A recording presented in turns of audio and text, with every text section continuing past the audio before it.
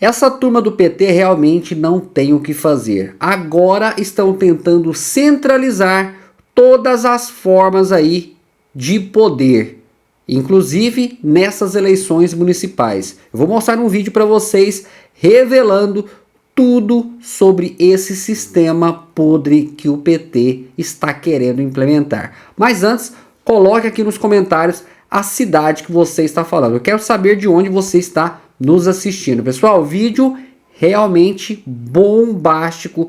Fiquem até o final, porque vale muito a pena. Já vou pedindo para você ir deixando o like. Pessoal, já vai deixando o like no vídeo. Compartilhe esse vídeo ao máximo de pessoas nos seus grupos de WhatsApp para ajudar a fortalecer o nosso canal. E se inscreva no canal para receber novos vídeos. Pessoal, sem mais enrolações, bora pro vídeo. Olha, falando ainda das eleições, um outro destaque agora, o PT, o Partido dos Trabalhadores, decidiu vetar o uso de recursos financeiros para candidatos de outros partidos. Essa decisão visa centralizar os recursos e fortalecer as campanhas internas do partido.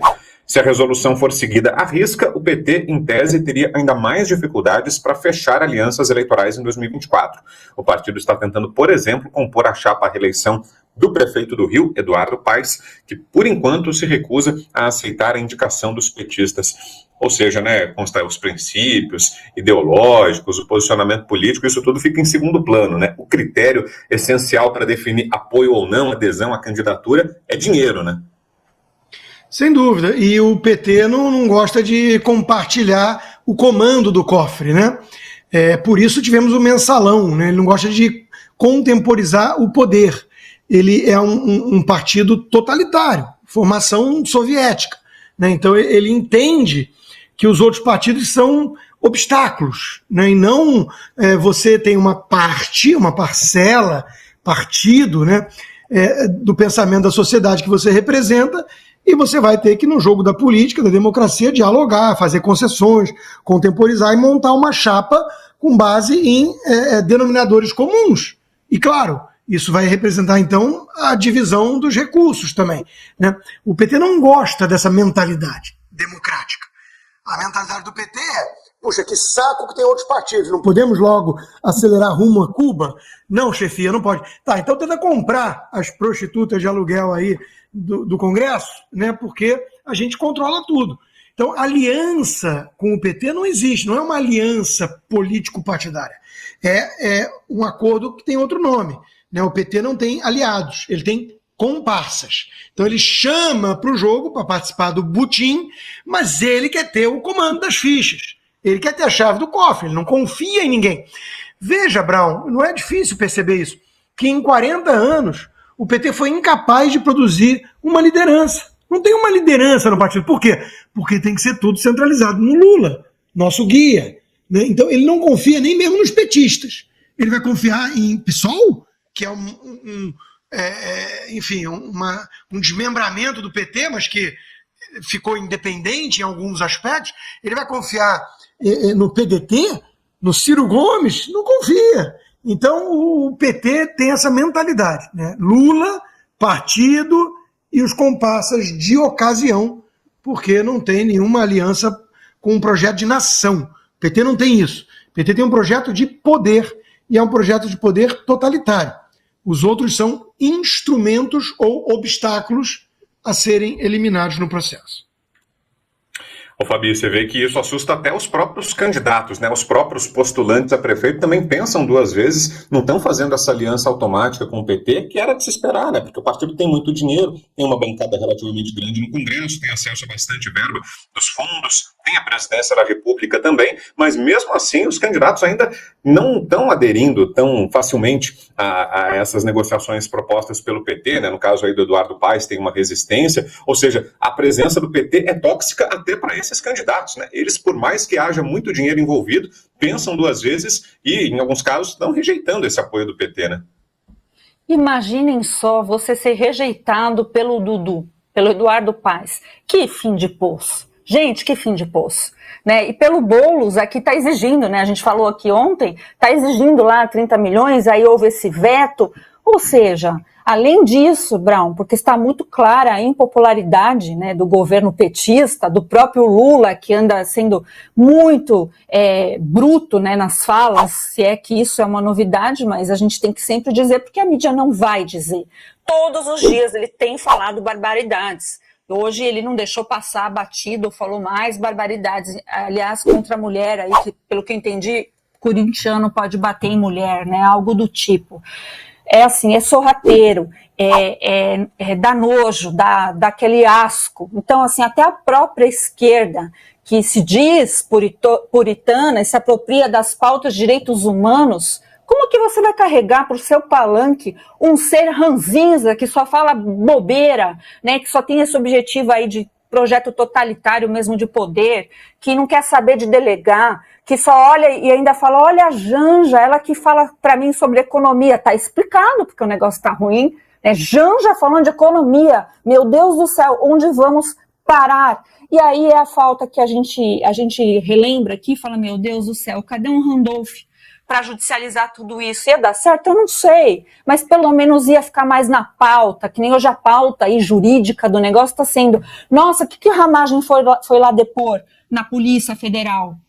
O que importa, não importa nada disso, isso é fumaça. O que importa é que Ramagem, por exemplo, vai sair, a gente falou aqui do Dudu Paz, vai sair oficialmente para a Prefeitura do Rio de Janeiro segunda-feira, com a presença do presidente Bolsonaro. Olha a diferença, né? O candidato que tem orgulho carrega o Bolsonaro porque é certeza de voto, é certeza de popularidade, é certeza, não tem esse mimimi que colocam aqui em São Paulo, não. Né? Eu queria votar agora no Rio, porque tem alguém para ser votado, que é o Ramagem. Esse mimimi aqui em São Paulo, não sabemos, que é o Nunes que faz isso aí, não sabemos se vai trair rejeição. Meu filho, rejeição é só olhar para você, se toca, se você tem alguma chance, é colando no Bolsonaro mesmo, né? Então é isso. De um lado a gente vê essa prudência, essa sofisticação e eu tenho, você não tem, o dinheiro é meu, não vamos dividir. E do outro lado a gente vê alguém que está apto para dividir a sua importância política atual, contemporânea, não algo de 1980, né? O Bolsonaro está igual para Trump, está igual para o Milley. Então a gente está falando de forças políticas da atualidade. Diga, Constantino. Deixa eu só pegar um gancho, Brown, porque a Fabi mencionou a Janja e é bem lembrado, né? Isso corrobora a minha análise anterior. Veja, a pessoa que está dando cartas no PT, que passa pito em ministro, que vai representar o Brasil, sei lá como, não tem cargo, né, oficial, na França, nas Olimpíadas, é uma pessoa que surgiu do nada na cena política, como aquela que namorava o preso. Era namorada do preso. Ia lá visitar, visitante do preso na prisão. E hoje essa pessoa, porque é a mulher do Lula, manda quase no PT. Imagina os ciúmes da Glaze. Imagina a revolta desse pessoal. Então, assim, pelo menos nesse aspecto é divertido, né? Eles ficam lá 40 anos bajulando o chefinho, e o chefinho casa com a namorada da prisão e ela assume o comando, quer ser a Evita do Brasil. É a típica mentalidade de caudilho. É caudilesco. Eu sou o dono, o partido sou eu, e o governo sou eu. Aliás, ele disse, com todas as letras, uma coisa bem fascista, né? Eu sou o povo. Quando vocês estão criticando o povo, vocês estão me criticando. Logo, a Janja é a mulher do povo, né? Então, olha o nível de mentalidade desse sujeito. Já o Bolsonaro, também bem lembrado pela Fabi, se cercou de pessoas melhores do que ele. Paulo Guedes é um bom exemplo, mais preparadas, que eu quero dizer, mais técnicas. Ou seja, o bom líder, ele não é uma pessoa insegura, invejosa, controladora, que se cerca de bajuladores medíocres.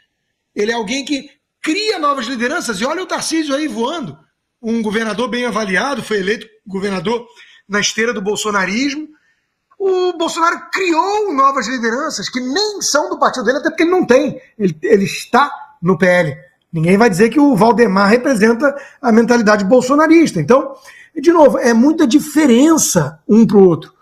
Um quer o melhor para o país, se cerca de pessoas melhores, não tem problema em ser humilde e se colocar ao lado de pessoas que vão assumir voos solos. O outro é incapaz, em 40 anos, de produzir uma liderança dentro do partido e traz a namorada da prisão para ser a Evita brasileira. Tem uma notícia que ilustra perfeitamente isso que falou agora o Constantino. Olha só, sobre as diferenças, né, da política partidária na esquerda e na direita. Veja só, o presidente do PL, Valdemar Costa Neto, afirmou que a permanência de Ricardo Salles no partido depende de uma decisão do ex-presidente Jair Bolsonaro.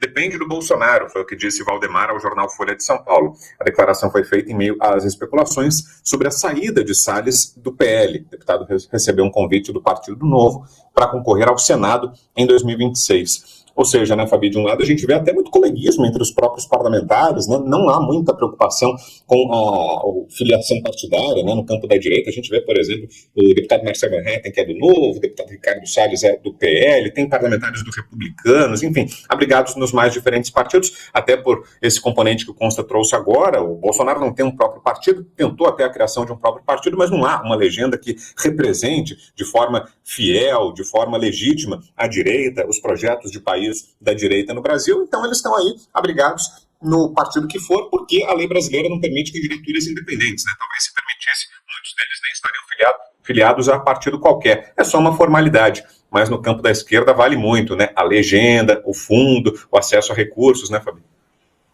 E a famigerado tempo de TV. Alguém precisa contar para esse pessoal que tempo de TV não é mais o que conta, porque o que conta é você ter realmente uma popularidade visível, né, como no caso aí do Salles, né? Então, realmente foi um grande tiro do pé do Valdemar. Valdemar, estiver ouvindo, vai que, né? O senhor errou demais de ter obstruído a candidatura do Salles aqui em São Paulo. A gente já passou por isso, então, mágoas à parte, vamos para a frente. Aí a gente vai ver se é verdade. Porque é óbvio que o presidente Bolsonaro jamais vai impedir, né, que o Salles se faça valer em qualquer outro partido. O presidente Bolsonaro, para quem não lembra, vamos lembrar, foi o primeiro presidente do Brasil que ficou um tempo sem partido político. Isso é inédito, né? Que ele teve problema lá no PSL, ligou um dane-se para o PSL, deixou toda a verba partidária e falou, eu fui. E é muito provável que isso aconteça também no PL aqui, depois das eleições municipais. Está todo mundo vendo que o presidente Bolsonaro está sendo usado no bom sentido, se é que existe, de para lá e para cá, para conseguir fazer o máximo de vereadores, o máximo de candidaturas municipais, porque é importante, ponto final. Então tá bom, tá sendo realmente, mas o reconhecimento dos caciques partidários é necessário. Então, eu acho que o tempo mostrará isso. Vamos ver se Valdemar realmente concorda, porque dificilmente o presidente Bolsonaro vai dizer não ao Salles, seja aí para ir por Novo, qualquer aonde ele possa ir, levantando as bandeiras, que aliás uma delas é o bolsonarismo. O Salles nunca se descolou do presidente Bolsonaro. Bolsonaro gosta, são amigos, né? Então foi ministro, tudo, a ligação ali é forte. E as bandeiras levantadas pelo Salles é o que importa para todos nós. Então, a gente não precisa de partidos políticos como a esquerda, a gente não se apega a isso. Não deveríamos nos apegar. Eu fico indignada quando eu vejo gente que fala que é de direita, idolatrando Valdemar, Ciro Nogueira e etc. Não, a gente se apega a pessoas, a valores, e se elas mudarem, se elas fizerem coisas que nós não concordamos, a gente não tem essa estimação toda aí. Então, Valdemar, está na hora de abrir essa oportunidade, mesmo porque por São Paulo terá 2 candidatos a senador em 2026. Inclusive, ontem eu vi uma parte de um podcast onde o Pablo Marçal participou, e Valdemar, você precisa esclarecer esse ponto, porque o Pablo Marçal afirmou que você, Valdemar, teria o convidado para ele ser senador em 2026. Se isso é verdade, nós gostaríamos de saber, porque o candidato do PL, pelo que eu saiba, é o Eduardo Bolsonaro. E o segundo candidato aí que nós que elegemos, que somos o povo conservador, por São Paulo, nós queremos o Salles, que fique dito. E você, Consta, o que achou dessa possibilidade aí, dessa negociação do Salles, da possível ida para o Novo, para concorrer ao Senado? Uma boa estratégia? Sim, sem dúvida, são 2 senadores e a direita precisa tentar fazer os 2. Então o Salles já explicou essa lógica aqui, né? Ele não está indo competir, de certa forma, contra o Eduardo, e o Bolsonaro vai aceitar de forma generosa essa saída para ele ir para o Novo, compreendendo isso, inclusive, né? Isso mostra uma certa abnegação, um patriotismo, né? É importante fazer mais senadores de direita.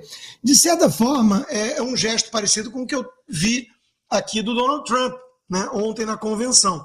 A Nikki Haley ter subido lá a pedido dele, Donald Trump, e feito um discurso, olha, eu trabalhei para o governo do Trump, fui embaixadora na ONU, o Putin invadiu a Crimeia durante o governo Obama, durante o governo Trump, quieto, agora com o governo Biden invadiu a Ucrânia toda de vez. Eu não tenho dúvida, os Estados Unidos precisa do Donald Trump. Isso foi um pragmatismo político de ambos, claro, né?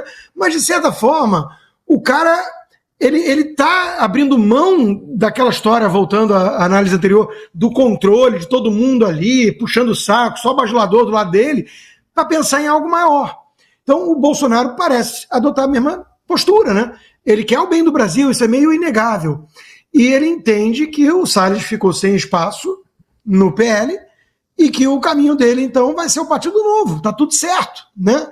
Os partidos no Brasil, para a turma mais conservadora, são vistos como instrumentos falhos. Nós precisamos engolir o Ciro Nogueira, nós precisamos aturar o Valdemar. Mas ninguém olha e fala assim, temos um partido conservador no Brasil, o Novo é o partido do Marcelo Rata, uma das vozes mais aguerridas na luta pelas nossas liberdades. Já criticou o governo Bolsonaro, não confio. De novo, existe uma ala bolsonarista que tem a mentalidade muito binária e de lealdade pessoal. Mas nem o Bolsonaro adota essa postura. O Bolsonaro é mais generoso. O Bolsonaro é mais pragmático. Ele entende que tem que ter uma aliança maior. Eu espero que entenda para valer. Porque, veja, não é possível derrotar a esquerda sem votos de centro e moderados. E esses podem não gostar do Bolsonaro, mas algo maior está em jogo. É exatamente a visão que o Trump está tentando trazer. Na convenção do Partido Republicano teve feminista fazendo discurso pró-Trump. Feminista. Então, meus amigos, é isso aí. Entenda que tem que usar os instrumentos disponíveis. Não temos um partido, o Bolsonaro tentou, né? Não deu. Então, não tem tu, vai tu mesmo. E olha, acho que muito dessas costuras aí, se o Valdemar vai permitir a saída do Salles, se vai dificultar ou não, acho que tudo isso depende muito das eleições municipais também. Porque se vier essa esperada derrota da esquerda, se o PT perder prefeitura, se for mesmo essa surra que está sendo projetada aí em muitas cidades, todas essas negociações aí são facilitadas de uma certa forma, né? O Valdemar e os caciques partidários como um todo vão perceber que, olha, em 2026 se avizinha mais uma derrota do PT também, a expectativa é de um crescimento da bancada conservadora no Congresso, então vão se mobilizar também em benefício próprio. Aqui não é nenhuma questão ideológica, pensando no bem do país, não, mas por sobrevivência, por fisiologismo político, vão querer também facilitar tudo isso, né? Eleger o maior número de parlamentares possíveis, porque vão ver que está em sintonia com a população. Então acho que muito do que vai acontecer em 26 depende agora do resultado de 24. Outro assunto, olha só, a presidente do PT, Gleisi Hoffmann, debochou da tentativa de assassinato sofrida pelo ex-presidente dos Estados Unidos, Donald Trump, no final de semana. Pelas redes sociais, nesta terça-feira, Gleisi compartilhou uma charge satirizando o caso. Tem aí, Cláudio, coloca pra gente a postagem da Gleisi, é essa aí, olha só, com o personagem ali, esqueci o nome dele, o Pato Donald, né, o Donald com a referência a Donald Trump, com mostarda, né, com ketchup, aliás, né, então simulando talvez que seja uma farsa ou atentado, a tentativa de assassinato contra o ex-presidente americano. Isso foi o que a Gleisi compartilhou nas redes sociais, e a gente tem também uma postagem aqui falando da reação dos pais do assassino, do atirador, o Thomas Matthew Crooks. A notícia é que os pais do atirador alertaram as autoridades antes do ataque. Os pais deles reportaram o desaparecimento aos agentes da lei horas antes de ele abrir fogo contra Donald Trump. E aí consta mais uma, né, das manifestações do chamado ódio do bem, né, no caso a Gleisi agora. Não, e desinformação, fábrica de fake news, milícias digitais. O Janone já tinha ido na mesma linha, o Cacai, que é amigo dessa turma, advogado criminalista que despacha de bermuda no STF. Então eles todos se sentem à vontade para falar isso, né? Como falam da fakeada no Bolsonaro, não tem um deles no inquérito do Alexandre de Moraes. Puxa, que imparcialidade, né, do nosso sistema. Então é óbvio que isso salta aos olhos. Eu acho que tem que deixar falar. Eu vejo gente, até teve deputados, acho que o Gustavo Gairo, o Nicolas, provocando a embaixada americana, falando de talvez cancelar visto deles. Veja, aqui nos Estados Unidos vai ter gente levantando todo tipo de teoria bizarra. Eu sou a favor da liberdade de expressão, inclusive dos nécios, para espalharem suas estultices. O caminho não é o controle estatal, a censura, ou usar o aparato do Estado para punir quem fala bobagem. Eu não acho que eles tinham que ser incluídos em inquérito, é isso que eu estou querendo dizer. Eu acho que o inquérito tinha que ser encerrado. E ninguém tinha que estar em inquérito de crime de opinião. Isso é coisa de ditadura. Então não tem que cancelar o visto americano deles, não. Porque tem americano que repete esse mesmo tipo de bobagem. Deixa falar. É a melhor prova de que são desonestos ou, na melhor das hipóteses, imbecis completos. Mas eu não acho que eles acreditem, né, que foi uma farsa. Ninguém acreditaria que o cara ia... Todo mundo está vendo as imagens, inclusive, né? Por 1/1000 de segundo e 1 centímetro, ele tinha estourado o crânio. Poxa, foi uma farsa, né? Quem fala que foi farsa aceitaria fazer o papel daquele filme do 007 com o Javier Bardem, que o James Bond tem que atirar a uma certa distância na namoradinha com um copo de uísque ou tequila na cabeça. Glaze Hoffman topa o Janones dar um tiro numa maçã na cabeça dela, ou no narizinho, né? Então, é óbvio que é um negócio ridículo, né? É uma narrativa que eles tentam criar, que passa impune, para provar o duplo padrão da turma, né? É ridículo eles espalharem esse tipo de coisa, e deixa agora, que há coisas estranhas envolvendo o papel do Security Service, do serviço secreto, isso há, mas aí é uma tese de que houve talvez cumplicidade do serviço secreto, para matar Donald Trump, não para acertar na orelha. Quem diz que o objetivo era acertar a orelha, não viu as imagens, é uma anta, é uma besta, ou fuma muita maconha estragada. Fala, Fabi. Olha, tá difícil a gente comentar um negócio desse, porque o nível de cretinice é tão grande, é tão assim, eu sinto nojo quando eu vejo, é inacreditável. Nem se fosse meme, né, aquele meme que a gente olhar e fala, não, aqui exageraram. A ficção, ela supera a realidade, no caso desses petistas cretinos. Não tem o que dizer. Gente, eu estou vendo gente da esquerda ou jornalista de CNN que até no comecinho estava meio tateando isso aí, depois quando viu um pouquinho de realidade falou, opa, peraí, se eu for nesse caminho aqui é muito perigoso. Óbvio, né, que o Trump foi uma tentativa de matá-lo, não existe dúvida alguma em relação a isso, e fazer piada disso é, no mínimo, ser anti-humano. Tem que ser uma besta mesmo. Acho que nem a besta merece ser chamada de Glaze. Desculpa, mas é isso, né? A gente precisa falar de realidade. E não é porque é o Trump, seja quem for, né? Tem um bombeiro lá que morreu, dona Glaze, morreu, bombeiro. Você acha o quê? Que aquilo lá a família também tá com aquela teoria de conspiração, que é um chapéu de alumínio para a senhora? Porque é isso, tá nesse nível. E eu concordo com o Santino, não tem que inibir o discurso, não tem que colocar inquérito, a gente não tem que devolver nessa moeda. Infelizmente, esses inquéritos são aberrações, não são pertinentes ao nosso sistema jurídico. Nós não queremos esse tipo de ditadura, né, do silêncio. Por outro lado, isso é coisa infantil. Você vai ter, porque nós confiamos, acima de tudo, nós somos aqueles que dizem para dar a outra face, é nesse sentido. Porque se a gente souber que a justiça se faz, muitas vezes dando exemplo, acabou. Olha o péssimo exemplo que Glaze Hoffman está dando. Quem for mulher e achar alguma coisa nela, pelo amor de Deus, cai em si. E também eu vou relembrar aqui, o discurso do Lula hoje, numa das entrevistas, dizendo que mulher poderia apanhar, salvo se fosse de corintiano. É bizarro, gente. É bizarro. Né? Imaginem se fosse o Bolsonaro falando isso. Né? Fica a pergunta aqui para esses cretinos que ficam fazendo essas teorias bizarras, que ficam tentando levantar uma claque imaginária. Eles não têm seguidores, eles precisam disso. Eles precisam que nós vamos lá, nesses perfis deles, comentar para eles poderem ter alguma relevância. Olha que tristeza, que tristeza. Aí vem querer calar, censurar, acabar com as redes, não é? Então, está errado esses inquéritos, e está errado esse tipo de controle, e está muito mais errado essa historinha aí do serviço secreto. Me surpreendi aqui com os próprios pais dizendo que o garoto que eu acho um garoto, né, tinha 20 anos, tinha desaparecido. Pelo que eu sei, tinha 20 armas aí cadastradas no nome do pai dele. Então o pai tentou avisar, é preciso apurar tudo isso. Eu espero que a Justiça dos Estados Unidos e as suas instituições dê a resposta necessária, mas sem teorias da conspiração, tá, gente? Porque eu tô vendo muita gente aí dar uma viajada. Não precisa. O fato em si já é bem grave. O fato em si já é bastante conspiratório para mostrar que a sociedade está podre. A gente precisa relevar e levantar a moral tanto das pessoas comuns, dos americanos, quanto dos brasileiros. A gente precisa relembrar que nós já fomos.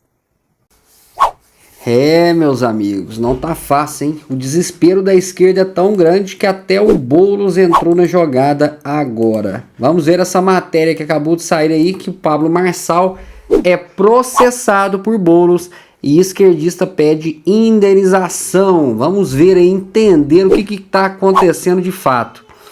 A controvérsia política ganhou mais um capítulo essa semana, quando o deputado Guilherme Boulos, do PSOL, conhecido por sua atuação no movimento dos trabalhadores sem teto do MST, moveu uma ação judicial contra Pablo Marçal. A ação ocorre devido a afirmações feitas por Marçal sem a apresentação de provas durante uma entrevista no podcast Os Sócios. Na ocasião, o empresário mencionou que Boulos estaria envolvido em práticas irregulares de cobranças de aluguel para pessoas em situação de vulnerabilidade em São Paulo.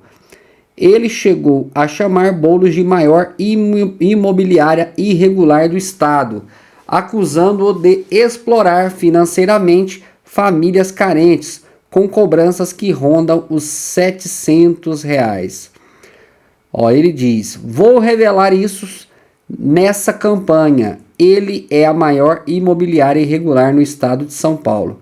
Ele coloca a família lá, pode perguntar para as famílias, cobra R$700 desse povo. Tem base um cara desse falar que ajuda o pobre e cobrar aluguel dos caras? Esse cara tem que pagar imposto da imobiliária dele. É o maior sistema imobiliário que a gente já viu na cidade de São Paulo. Invade coisa dos outros para cobrar de vulnerável, disse Pablo Marçal. Tá aí, Pablo Marçal. E vamos entender aí o que motivou, né, o Guilherme Boulos a entrar com uma ação judicial contra o Pablo Marçal. De acordo, as declarações de Pablo Marçal foram categorizadas pela defesa de Guilherme Boulos como mentiras absurdas e acusações gravíssimas, motivando a solicitação de uma indenização por danos morais no valor de R$50 mil. Além disso, a equipe legal de Boulos pede a condenação de Marçal por fake news e a remoção total da entrevista da internet. Resumindo, pessoal, esse é o medo aí do Boulos perder, né, as eleições para Pablo Marçal. A gente sabe que o Pablo Marçal está voando aí no Ibope, né, subindo aí a cada dia nas intenções de voto, e o Guilherme Boulos tentando de todas as formas aí calar Pablo Marçal. Coloque aqui embaixo a sua opinião referente a isso, pessoal. O que vocês acham aí desta matéria? Acha que o Boulos tem razão em processar o Pablo Marçal? Coloque a sua opinião. Vamos para outra matéria. E agora vamos aqui falar do atirador de Trump que tinha depressão pesada. Vamos ver aqui. O recente atentado frustrado contra o ex-presidente Donald Trump trouxe à tona diversas revelações durante uma reunião informativa para os membros da Câmara dos Representantes dos Estados Unidos. A situação alarmante que envolve um jovem de 20 anos diagnosticado com transtorno depressivo grave tem gerado debates acalorados sobre a segurança de figuras públicas e os protocolos de investigação. Em uma comunicação telefônica realizada nesta quarta-feira, Oficiais de alto escalão do Serviço de Segurança dos Estados Unidos compartilharam detalhes cruciais com os legisladores. Segundo fontes, erros por parte do Serviço Secreto dos Estados Unidos foram admitidos, o que suscita questões sobre as estratégias adotadas na proteção de ex-presidentes. Quais foram as falhas do Serviço Secreto que ele admitiu? Durante a conferência, a diretora do Serviço Secreto, Kimber Shade, reconheceu que a agência falhou em alguns pontos. As falhas não foram especificadas detalhadamente, mas a admisso reforça na necessidade de uma revisão e possíveis ajustes nos protocolos aí de segurança. Este reconhecimento sugere uma possível vulnerabilidade no sistema que cuida da segurança dos ex-mandatários americanos. Pessoal, isso aí do Donald Trump, né? Agora vamos colocar ele como doido, né? Como uma pessoa depressiva. É sempre assim, né? Do Bolsonaro também, na época, quando foi do Bolsonaro, também tentaram colocar a pessoa como problemática, como se tivesse algum problema mental. E é sempre assim, a esquerda tentando minimizar os impactos, né, para lhe favorecer. Vamos para outra informação agora e trazendo aqui essa informação que acabou de sair, pessoal. Biden testa positivo para Covid-19. Olha aí, Joe Biden testa positivo para Covid-19. Em uma notícia que impactou tanto a política nos Estados Unidos quanto a saúde pública, foi confirmado que o presidente Joe Biden testou positivo para Covid-19. A informação foi divulgada por Janet Morgan, presidente e CEO da Unidos US, uma importante organização de direitos civis dos Estados Unidos. Originalmente, Joe Biden estava programado para se pronunciar na conferência do grupo Unidos US em Las Vegas na quarta-feira. No entanto, a sua condição de saúde obrigou a uma mudança abrupta de planos. A notícia veio à tona pouco antes de sua participação, causando um rebuliço tanto no evento quanto entre seus apoiadores e o público geral. Tá aí Joe Biden testando positivo para Covid. Algumas pessoas estão afirmando que é uma jogada de marketing, que ele está fazendo de vítima, mas a gente nunca vai saber a verdade. Mas coloque aqui a sua opinião, o que você acha aí, se é verdade ou não, esta matéria que está dizendo que o Joe Biden testa positivo para a Covid-19. Quero saber aí a sua opinião. Pessoal, espero que vocês tenham gostado desse vídeo. Vai deixando o like no vídeo, compartilhe esse vídeo ao máximo de pessoas. Se você não é inscrito no canal, dá uma força no canal, inscreva no canal, clica no botão inscrever-se e seja mais um participante aqui todos os dias da nossa família patriota. Estamos aqui diariamente trazendo as informações em tempo real para todos vocês. Eu vou ficando por aqui, mais tarde tem vídeo novo no canal. Um forte abraço e te espero no próximo vídeo.